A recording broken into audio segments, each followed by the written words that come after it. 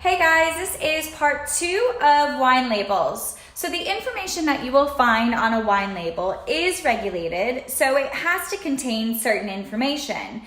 The problem is how it's displayed is not regulated, so this is why it's a little bit confusing when you're comparing wine labels because they're not always laid out the same way.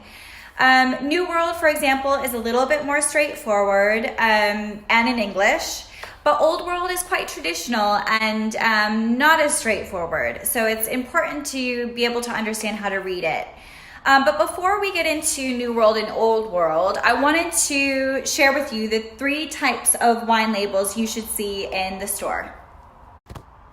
So the first type of wine label is the variety. So this is where you would see Merlot or Chardonnay or Pinot Noir on the label. So these labels seem straightforward, but in actuality they're not, because for example in the US, in order to label a bottle Pinot Noir, you only need 75% of that bottle containing Pinot Noir grape. It could be 25% of anything else that you want to put in it.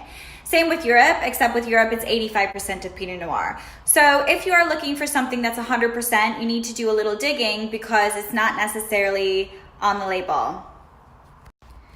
Okay, so the second type of label is by region. So this is when you would see Chianti or Bordeaux. In order to understand what's in the bottle, you're going to need to know what grapes are grown in that region. This is found a lot in Old World, and the great thing about it is if you get to know your regions with Old World, they're really heavily regulated as far as the types of grapes they're allowed to grow in those particular regions, and also by the quality.